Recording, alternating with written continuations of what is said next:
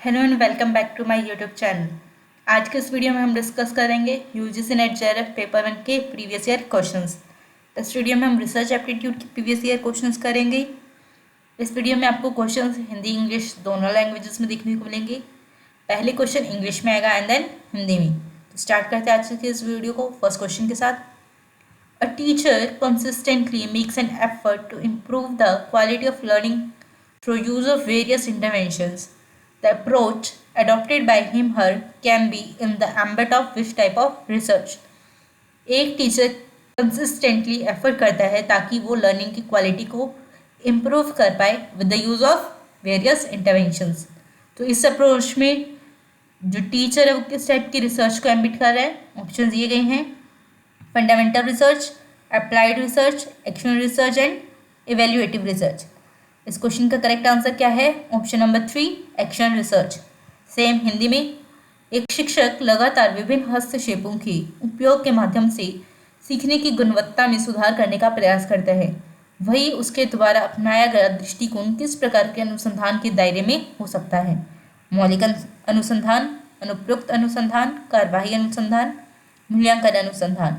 इसका correct answer क्या है? ऑप्शन नंबर 3 कार्यवाही अनुसंधान। Next second question, for which of the following methods of research cause and effect relationship is focused? Research के किस method में कोज और इफेक्ट रिलेशनशिप पे फोकस किया जाता है? ऑप्शन दिए गए हैं historical method, experimental method, expose facto method and case study method. इस क्वेश्चन का करेक्ट आंसर क्या है? Option number 2 experimental method. Same Hindi में अनुसंधान के निम्नलिखित तरीकों में से किसके माध्यम से कारण और प्रभाव संबंध पर ध्यान केंद्रित किया जाता है? ऐतिहासिक विधि, प्रायोगिक विधि, पूर्व कार्योत्तर विधि, केस स्टडी विधि। इसका करेक्ट आंसर भी क्या है? ऑप्शन नंबर 2 प्रायोगिक विधि। Next third question, given below are 2 statements. Statement 1 क्या है? In order to ensure authenticity a researcher has to indicate original sources from which data are collected. Research की authenticity को बनाए रखने के लिए रिसर्चर को जो भी ओरिजिनल सोर्सेज हैं जहाँ से उसने डेटा कलेक्ट किया उसको इंडिकेट करना ज़रूरी है। Second statement, in data analysis and interpretation the researcher has to evidence necessary rigour and appropriateness of procedure. Data analysis और इंटरप्रिटेशन में रिसर्चर को क्या है? नेसेसरी रिगर और अप्रोप्रिएटनेस प्रोसीजर्स की बनाए रखनी है। इस क्वेश्चन का करेक्ट आंसर क्या है? Option number 1 both statement first and second are correct. Same Hindi में कथानक क्या है? प्रामाणिकता सुनिश्चित करने के लिए एक शोधकर्ता को मूल स्रोतों को इंगित करना होगा जिनसे डेटा को एकत्र किया जाता है। सेकंड क्या है? डेटा विश्लेषण और व्याख्या में शोधकर्ता को प्रक्रियाओं की आवश्यकता, कठोरता और उपयुक्तता दिखानी होगी। इसका करेक्ट आंसर भी क्या? ऑप्शन नंबर 1 कथन 1 और कथन 2 दोनों सही हैं। Next fourth question, the scope for creativity and imagination is largest in which of the following steps of research. Research के किस स्टेप में क्रिएटिविटी और इमेजिनेशन सबसे ज़्यादा होगी? ऑप्शन दिए गए हैं defining and deciding the procedures for sampling, identifying and defining the research problem, data analysis using quantitative methods and interpretation, hypothesis making and hypothesis testing. इसका करेक्ट आंसर क्या है? Option number 4 hypothesis making and hypothesis testing. Same Hindi में अनुसंधान के निम्नलिखित चरणों में से किस में रचनात्मक और कल्पना का दायरा सबसे बड़ा है? नमूनाकरण के लिए प्रक्रियाओं को परिभाषित करना और तय करना, अनुसंधान समस्या की पहचान करना और परिभाषित करना, मात्रात्मक तरीकों और व्याख्याओं का उपयोग करके डेटा विश्लेषण, परिकल्पना बनाने और परिकल्पना परीक्षण। इसका करेक्ट आंसर भी क्या है? ऑप्शन नंबर 4 परिकल्पना बनाने और परिकल्पना परीक्षण। Next fifth question, given below are 2 statements. Statement 1 क्या है? In research formulation of policies for admission test screening cannot neglect the constitutional provisions। Research में जब हम पॉलिसीज बना रहे हैं एडमिशन टेस्ट या स्क्रीनिंग के लिए तो उसमें हम कॉन्स्टिट्यूशनल प्रोविजंस को नेग्लेक्ट नहीं कर सकते। सेकेंड स्टेटमेंट क्या है? While awarding research degrees the minorities quota have to be protected in the interest of equity. Equity का इंटरेस्ट बनाए रखने के लिए जब हम रिसर्च डिग्रीज अवॉर्ड कर रहे हैं तो उसमें हमें माइनॉरिटी क्वार्टर्स का ध्यान रखना ज़रूरी है। इस क्वेश्चन का करेक्ट आंसर क्या है? ऑप्शन नंबर 3 स्टेटमेंट 1 करेक्ट है लेकिन स्टेटमेंट 2 फॉल्स है।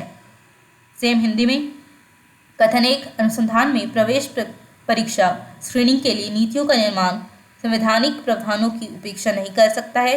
अनुसंधान डिग्री प्रदान करते समय समानता के हित में अल्पसंख्यक कोटा की रक्षा की जानी चाहिए। इसका करेक्ट आंसर भी क्या? ऑप्शन नंबर 3 कथन 1 सही है, लेकिन कथन 2 असत्य है। Next 6 question, which of the following are the characteristics of a good sample in research?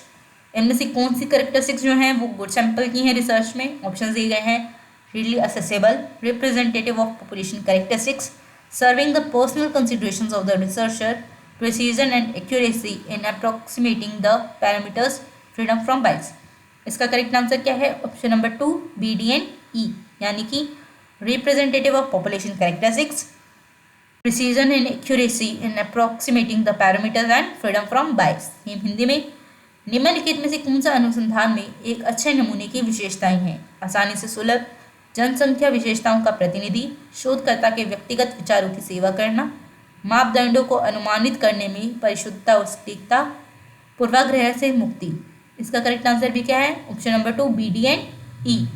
Next 7th question देखेंगे, a research scholar finds through statistical analysis that the value of T is significant, what decision is warranted on the basis of this hypothesis? एक research scholar अपने statistical analysis में ये देखता है कि जो T की वैल्यू है वो सिग्निफिकेंट है, तो इससे वो क्या डिसीजन लेगा?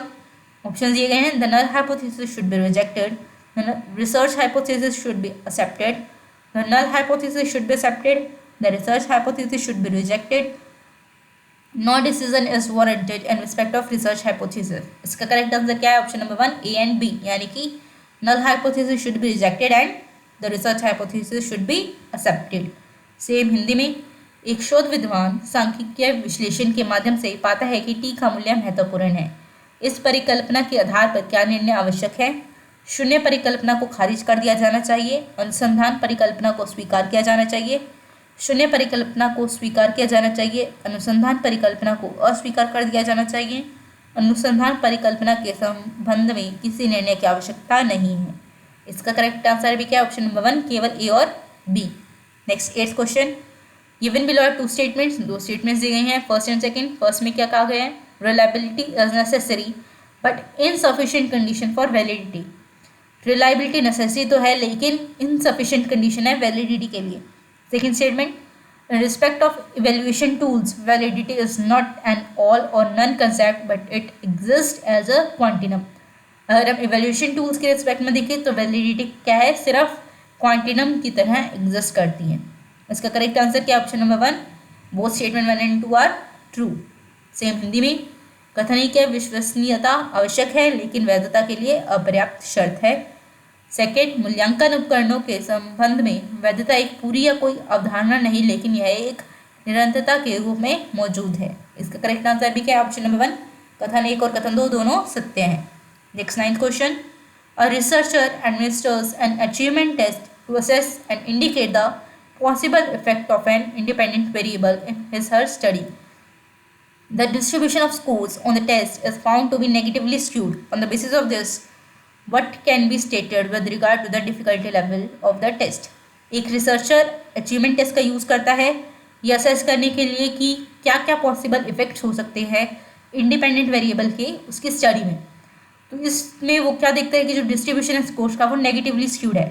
तो इस बेसिस पे वो क्या रिजल्ट निकालेगा कि जो डिफिकल्टी लेवल था वो टेस्ट का क्या था। ऑप्शन दिए गए हैं, the test is very easy, the test is very difficult, the test is neither easy not difficult, the test is easy and needs normalisation. इस क्वेश्चन का करेक्ट आंसर क्या है? Option number 1 the test is very easy. Same Hindi में, एक शोधकर्ता अपने अध्ययन में एक स्वतंत्र चर के संभावित प्रभाव का आंकलन और संकेत देने के लिए एक उपलब्धि परीक्षण का संचालन करता है। परीक्षण पर स्कोर का वितरण नकारात्मक रूप से विषम पाए जाते हैं। इसके आधार पर परीक्षण की कठिनाई स्तर के संबंध में क्या कहा जा सकता है?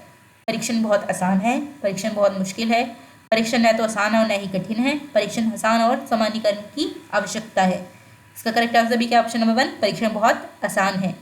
नेक्स्ट टाइम तो आज का last question, the scope of employing ICT support is relatively more in which of the following stages of research. ICT support का सबसे ज़्यादा यूज़ हम किस स्टेज पे कर सकते हैं रिसर्च के? ऑप्शन दिए गए हैं, problem formulation, hypothesis making, data collection, data analysis, data interpretation. इस क्वेश्चन का करेक्ट आंसर क्या है? Option number 3 C and D, यानी कि डेटा कलेक्शन और डेटा एनालिसिस में सबसे ज़्यादा ICT सपोर्ट का यूज़ हो सकता है।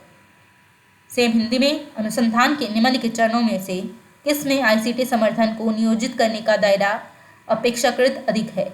समस्या का निर्माण, परिकल्पना बनाना, डेटा संग्रह, डेटा विश्लेषण, डेटा व्याख्या। इसका करेक्ट आंसर भी क्या? ऑप्शन नंबर 3, केवल सी और D. Thanks for watching. Video अच्छी लगी हो तो वीडियो को लाइक, शेयर, कमेंट करना ना भूलें। और अगर अभी तक आपने चैनल को सब्सक्राइब नहीं किया तो चैनल को सब्सक्राइब करें और बेल आइकन को हिट करें।